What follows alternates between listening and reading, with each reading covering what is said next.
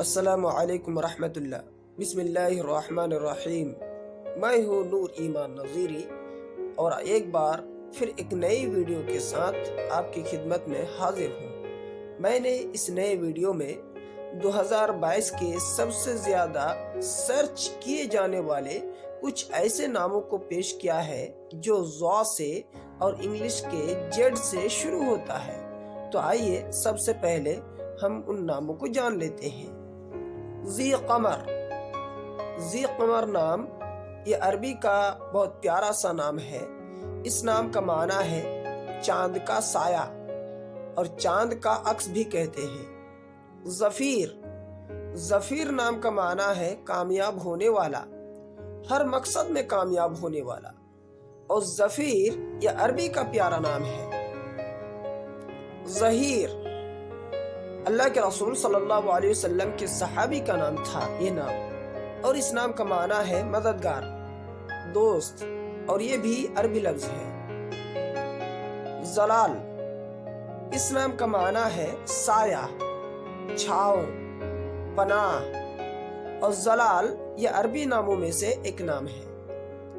Zarif.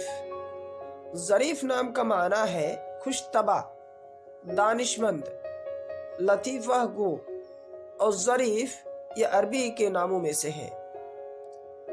Zafar, جس کا معنی ہے فاتح، فتح مند، فتح کرنے والا، اور ظافر کا لفظ عربی لفظ ہے اور عربی ناموں میں سے ہے۔ ظاہر، جس کا معنی ہے کھلا ہوا، آشکارا، واضح، اور ظہیر کا لفظ عربی لفظ ہے۔ ظفر، جس کا معنی ہے فتح مندی، نصرت، کامیابی، اور ظفر کا لفظ یہ عربی لفظ ہے۔ ظہور۔ ظہور نام کا معنی ہے ظاہر ہونا، آشکارا ہونا، انکشاف بھی آتا ہے اس کے معنی میں، اور یہ عربی ناموں میں سے ہے۔ زفار، یہ ایک قسم کی خوشبو کا نام ہے، اور یہ لفظ عربی لفظ ہے یعنی عربی ناموں میں سے ہے۔ زریر۔